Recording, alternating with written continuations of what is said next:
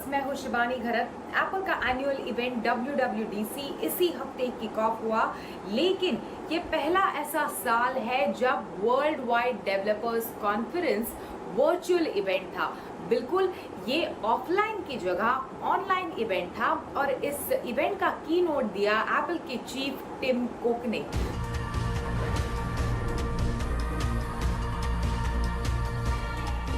Good morning and welcome to WWDC. WWDC is an incredibly important event to Apple, our developers, and our users. तो जाहिर सी बात है, online event होने की वजह से जो टिपिकल हम ऑडियंस में से चीयर और क्लैप्स की आवाज़ें सुनते हैं वो इस इवेंट में दिखाई नहीं दिए, लेकिन हाँ, कई सारे ऐसे अनाउंसमेंट्स हुए जिसके कारण आने वाले दिनों में आपका iOS एक्सपीरियंस पूरी तरह से बदल जाएगा। तो क्या है ये अनाउंसमेंट, ये मैं आज आपको टेक गुरु में बताने वाली हूँ। तो चलिए, लेट्स गेट स्टार्टेड।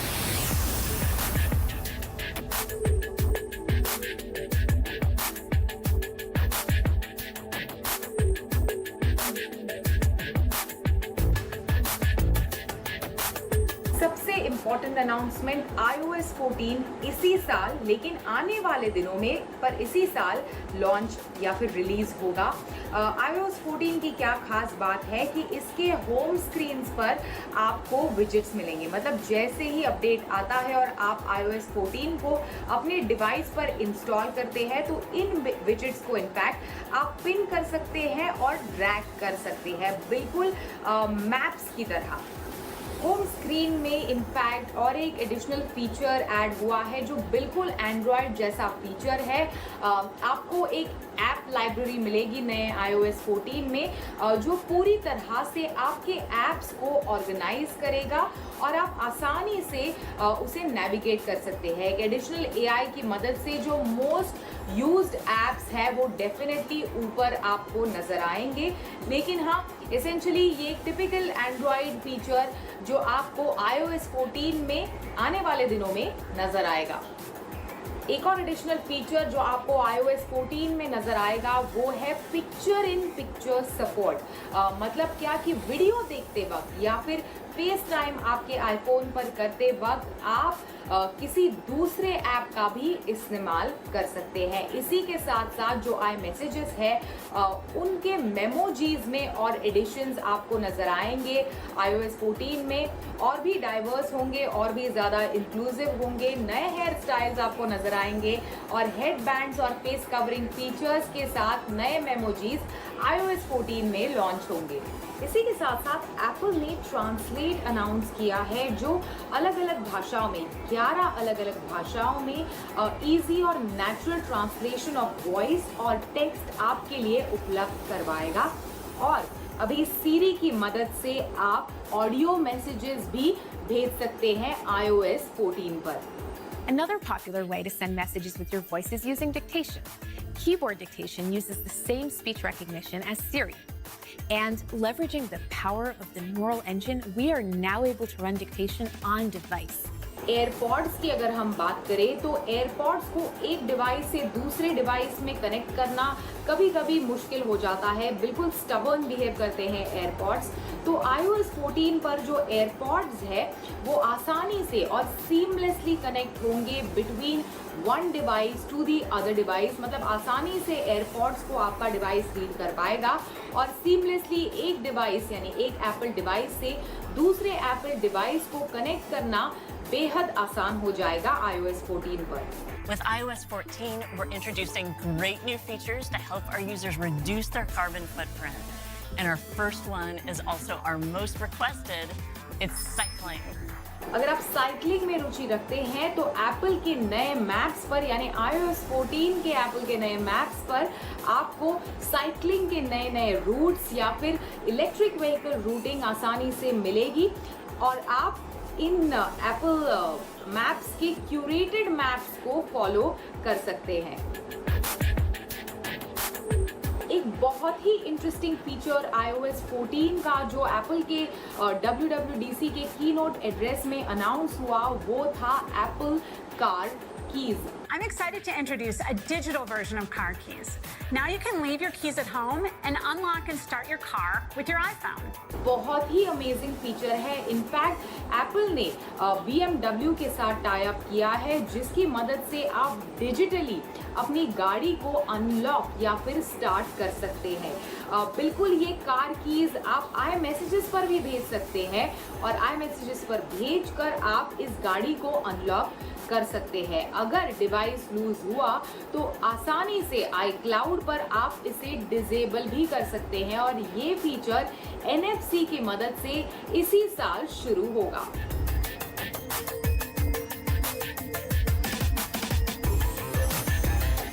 चलिए अभी बात करते हैं iPad OS 14 के बारे में। तो कई सारे चेंजेस आपको इस डिवाइस पर यानी iPad पर भी नजर आएंगे OS 14 के लॉन्च के बाद। सबसे इम्पॉर्टेंट चेंज अभी फॉर एग्जांपल आप बात कर लीजिए फेस टाइम की या फिर इनकमिंग कॉल्स की या फिर सीरी की या फिर किसी भी तरह के सर्च की, सीरी इंटरैक्शंस या फिर किसी भी तरह के सर्च की, तो उसे यानी उसकी डिज़ाइन को और भी कॉम्पैक्ट बनाया जाएगा ताकि अगर आप कोई iPad पर काम कर रहे हो, ज़रूरी काम कर रहे हो, तो उसे ये सारे फीचर्स उसे इंटरप्ट ना करे। तो बहुत ही कॉम्पैक्ट तरीके से आप ऑन द साइडलाइंस ये सारी चीज़ें कर सकते हैं। साथ ही जो मुझे सबसे ज़्यादा इंटरेस्टिंग लगा बीइंग अ जर्नलिस्ट, एक फीचर स्क्रिबल इंट्रोड्यूस किया जाएगा, जिसकी मदद से जो टेक्स्ट फील्ड है आपकी, उस पर आप आसानी से कुछ भी राइटिंग फील्ड पर स्क्रिबल कर सकते हैं और उसे ऑटोमेटिकली टेक्स्ट में कन्वर्ट किया जाएगा। तो चाहे वो आपको मैसेज भेजना हो, ईमेल भेजना हो या फिर कुछ भी सर्च करना हो, बस आपको स्क्रिबल करना है और उसे टेक्स्ट में कन्वर्ट करके आपके सर्च या फिर ओवरऑल कुछ भी लिखने वाले एक्सपीरियंस को और भी सीमलेस और आसान बना सकता है ये स्क्रिबल। चलिए अब बात करते हैं वॉच OS 7 के बारे में। तो उसमें एडिशनल हेल्थ फीचर्स भी ऐड हुए हैं। सबसे इम्पॉर्टेंट फीचर है इसमें स्लीप ट्रैकिंग, मतलब आपके पूरे के पूरे बेड टाइम को, स्लीपिंग पैटर्न को वॉच पर आप ट्रैक कर सकते हैं। बेड टाइम का वक्त हो गया, ये अलार्म या फिर अपडेट आपको ऑफकोर्स आपका वॉच डे का कितनी डीप आपकी स्लीप है, ये सारे अपडेट्स, स्लीप ट्रैकिंग के सारे अपडेट्स आपको आपके रिस्ट पर आसानी से नए वॉच OS 7 में मिलेंगे। लेकिन कोविड-19 के सिनारियो में और जो हमारे आसपास हो रहा है, इसको मद्देनजर रखते हुए एक इम्पॉर्टेंट फीचर जो आपको वॉच OS 7 पर मिलेगा वो है इसका हैंड वॉशिंग फीचर। मतलब एग्जैक्टली क्या करेगा, जैसे ही आप वॉच OS 7 को अपने एप्पल वॉच पर, एग्जिस्टिंग एप्पल वॉच पर इंस्टॉल करेंगे तो 20 सेकेंड का काउंटडाउन शुरू होगा ये देखने के लिए, और मोशन डिटेक्शन की मदद से इनफैक्ट एप्पल वॉच आपको बताएगा कि 20 सेकेंड तक आपने आपके हाथ धोए हैं या फिर नहीं धोए हैं। तो काफ़ी इंटरेस्टिंग फीचर है और एक फ्रेंडली रिमाइंडर आपको मिलेगा कि 20 सेकेंड आपको हाथ धोने हैं कोविड-19 से अपने आप को और अपने परिवार को दूर रखने के लिए। तो ये दो important features Apple watch OS 7 पर ऐड होंगे। इसी के साथ साथ एक एडिशनल वर्कआउट फीचर जो आपको एप्पल वॉच OS 7 पर मिलेगा वो है डांस फीचर। मतलब आपके हैंड और लेग मूवमेंट्स को ट्रैक करते हुए एक डांस करते वक्त आपने कितनी कैलोरीज बर्न की, ये भी आपका एप्पल वॉच आपको बताएगा। मतलब अब तक जो आप योगा, साइकिलिंग, रनिंग वगैरह जैसे वर्कआउट्स ट्रैक करते थे एप्पल वॉच की मदद से, तो अभी आप डांस मूव्स को भी ट्रैक कर सकते हैं वॉच की मदद से। चलिए अब बात करते हैं मैक OS के बारे में। तो इस की नोट में Mac OS Big Sur announce हुआ, जिसकी मदद से जो दुनिया भर के डेवलपर्स हैं वो अपने एग्जिस्टिंग एप्स को कन्वर्ट कर सकते हैं to Apple silicon to get an enhanced and more powerful experience. साथ ही एप्पल ने अनवेल किया tvOS 14 एप्पल टीवी डिवाइसेस के लिए। तो कंपनी ने पार्टनर भी किया है गूगल और Amazon के साथ आपके एक स्मार्ट होम के एक्सपीरियंस को और भी बेहतर बनाने के लिए। अभी tvOS 14 की मदद से गेमर्स आसानी से Xbox Elite 2 और Xbox Adaptive को इनफैक्ट कनेक्ट कर सकते हैं Apple TV डिवाइसेस के साथ, एक फन और भी एक्सटेंसिव गेमिंग एक्सपीरियंस हासिल करने के लिए। तो ये सारे अनाउंसमेंट्स इनफैक्ट की नोट में हुए, जिसकी मदद से आने वाले दिनों में आपके iOS एक्सपीरियंस को और भी बेहतर बनाया जा सकता है।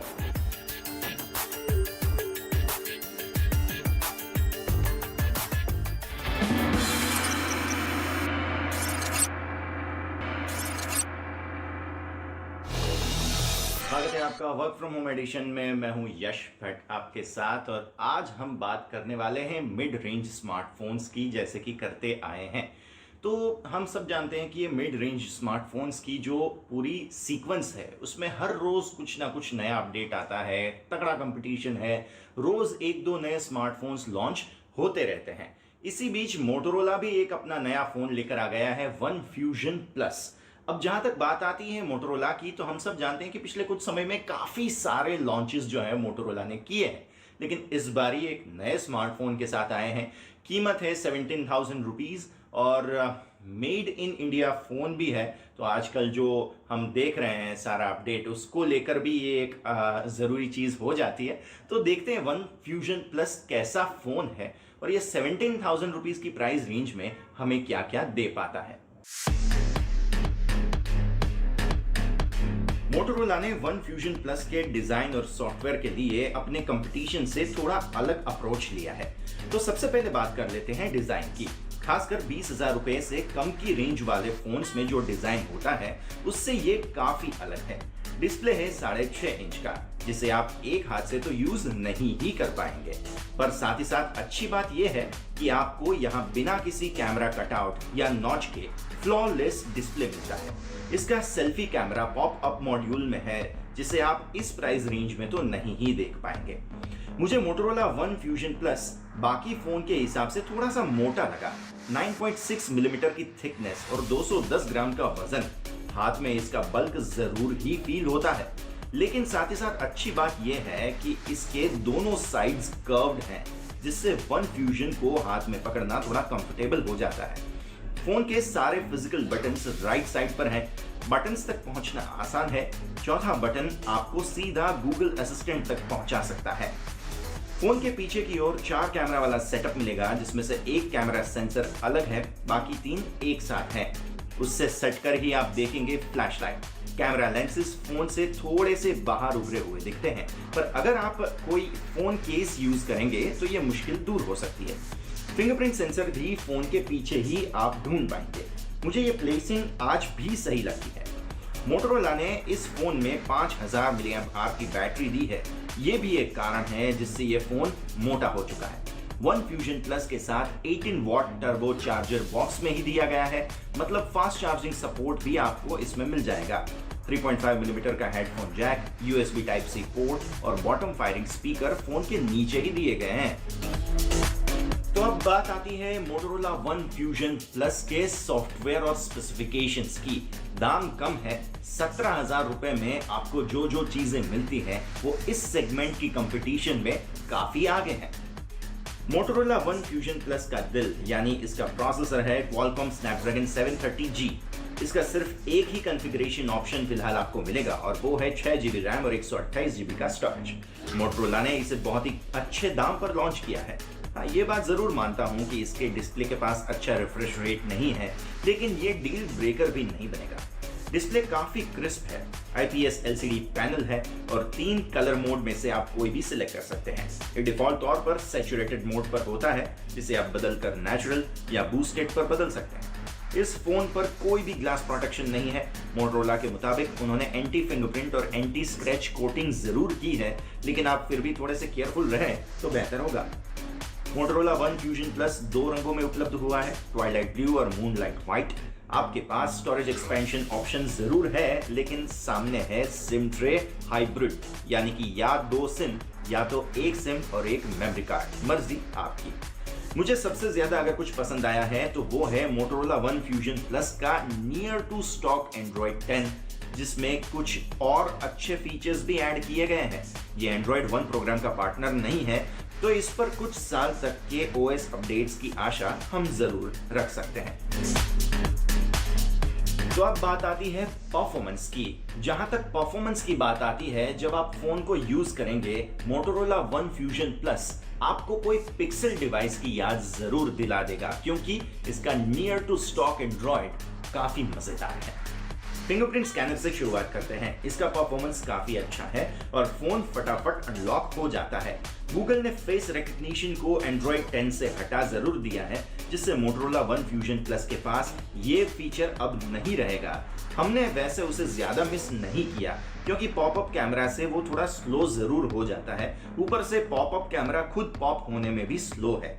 Snapdragon 730G system on chip होने के कारण ये फोन सीधा Poco X2, Realme 6 Pro और Redmi Note 9 Pro Max की टक्कर का बन जाता है। डेली मल्टीटास्किंग के हिसाब से कोई भी लैग या स्टटर आपको नहीं दिखेंगे। रोजमर्रा के काम और गेमिंग दोनों का ये फोन आराम से हैंडलिंग कर सकता है। Asphalt 9 या PUBG दोनों ही हाई प्रीसेट और HD ग्राफिक्स के साथ सेट होते हैं और गेमिंग आराम से एंजॉय की जा सकती है। फोन सामान्य गर्म होता है और कोई भी ऐसी ऐप आसानी से हैंडल कर सकता है। Motorola One Fusion Plus एक दिन आराम से बैटरी बैकअप चला सकता है। 18 वॉट टर्बो चार्जर होने के कारण चार्ज भी फटाफट हो जाता है। बाकी फोन के सामने इसका चार्ज फटाफट होना एक प्लस पॉइंट है। फुल चार्ज होने में 2 घंटे से थोड़ा ज्यादा वक्त जरूर लग जाता है। अब बात आती है कैमरा डिपार्टमेंट की। तो बाकी फोन्स आजकल हम देख रहे हैं जो इस प्राइस रेंज में आते हैं, वो 4 कैमरा लेंसेज के साथ आते हैं और यहाँ पे भी यही हाल है। Motorola One Fusion Plus का मेन सेंसर है 64 मेगापिक्सल वाला प्राइमरी कैमरा, जो f1.8 अपर्चर के साथ आता है। दूसरा है 8 megapixel ultra wide angle camera, जो f2.2 अपर्चर के साथ आता है। 5 मेगापिक्सल का मैक्रो कैमरा f2.4 अपर्चर के साथ, और आखिर में है 2 मेगापिक्सल डेप्थ सेंसर। सेल्फी के लिए 16 मेगापिक्सल सेल्फी शूटर, जो पॉप अप होकर बाहर आता है। कैमरा ऐप सिंपल और इजी है। इसका AI अगर आप लो लाइट में फोटो क्लिक कर रहे हैं तो नाइट मोड को सजेस्ट करता है, और ऑब्जेक्ट के नजदीक होने पर मैक्रो कैमरा सजेस्ट करता है। सीन और एक्सपोजर सेट करने में One Fusion Plus काफी तेज है। फोकस लॉक करने में भी ये तेज है। दिन की रोशनी में फोटोग्राफ काफी अच्छे और डिटेल्ड आते हैं, और अच्छे ब्राइट सीन्स में खुद से ही HDR ये अप्लाई कर देता है। Ultra wide angle camera colour tone में थोड़ा अलग है, डिटेल्स कम हो जाते हैं। लैंडस्केप क्लिक करने में ये लेंस ठीक है। क्लोजअप काफी अच्छे दिखे। नेचुरल डेप्थ ऑफ फील्ड तो अच्छा है ही है। मैक्रो कैमरा से आप ऑब्जेक्ट को और करीब नजदीक ला सकते हैं, लेकिन मैक्रो लेंस से भी डिटेल्स की कमी जरूर महसूस होती है। पोर्ट्रेट मोड से आप डेप्थ ऑफ फील्ड काफी अच्छे से सेट कर सकते हैं। एज डिटेक्शन भी अच्छा है और बैकग्राउंड ब्लर सबसे अच्छा है। लो लाइट कैमरा परफॉर्मेंस एवरेज है। Motorola One Fusion Plus shadows में डिटेल्स मिस कर जाता है। जूम करने पर ग्रेन्स ज्यादा दिखते हैं। नाइट मोड पर स्विच करने पर ये सारी प्रॉब्लम्स सॉल्व हो जाती है। हाँ, फोन स्टेडी होना जरूरी है, लेकिन आउटपुट शानदार है। नाइट मोड से ब्राइट आउटपुट आता है और शैडोज भी अच्छे से मैनेज हो जाते हैं। जहां तक बात आती है सेल्फीज की, तो डिटेल्स अच्छे हैं। पोर्ट्रेट मोड से भी सेल्फी क्लिक कर सकते हैं। इसमें से भी एज डिटेक्शन अच्छा आ जाता है। लो लाइट में क्वालिटी कम हो जाती है, पर सेल्फी कैमरा में भी नाइट मोड है, तो थोड़ी मदद यहाँ पे भी हो जाएगी। वीडियो रिकॉर्डिंग आप 4K तक कर सकते हैं, लेकिन सेल्फी कैमरा से 1080p तक की शूटिंग हो सकती है। दिन के समय 1080p अच्छा मैनेज कर लेता है और 4K भी ठीक रहता है, लेकिन लो लाइट में स्टेबलाइजेशन अच्छा नहीं है और शिमर इफेक्ट काफी दिखता है। तो ऑल इन ऑल अगर हम देखने जाएं तो प्राइस और हार्डवेयर दोनों का परफेक्ट मिक्सचर आपको यहाँ पे मिलेगा। दूसरी बात, वनीला स्टॉक एंड्रॉयड यूज करने मिल रहा है। कोई ब्लॉटवेयर नहीं, कोई एक्स्ट्रा गिमिक नहीं। इससे फोन यूज करना काफी अच्छा है, आसान है और इसका मजा दुगना हो जाता है। दूसरी बात, डिस्प्ले की व्यूइंग एंगल्स अच्छे हैं, शार्प क्रिस्प डिस्प्ले है, लेकिन फास्टर स्पीकर जो है वो बहुत ही अच्छा है और वीडियो वॉचिंग एक्सपीरियंस को एनहांस कर सकता है। ऑल इन ऑल इस प्राइस रेंज में आपको सबसे अच्छा पैकेज यहाँ पे मिल रहा है, लेकिन साथ ही साथ एक चीज ध्यान रखने की ये है कि आपको ऑपरेटिंग सिस्टम के अपडेट्स टाइम टू टाइम अगर मिल जाए तो सोने पे सुहागा हो जाएगा। बाकी सब बढ़िया है। तो इस फोन को मिल रहा है हमारे तरफ से एक बड़ा सा पिक और साथ ही साथ मेड इन इंडिया भी है ये फोन, तो ये बात भी चेक जरूर हो जाती है।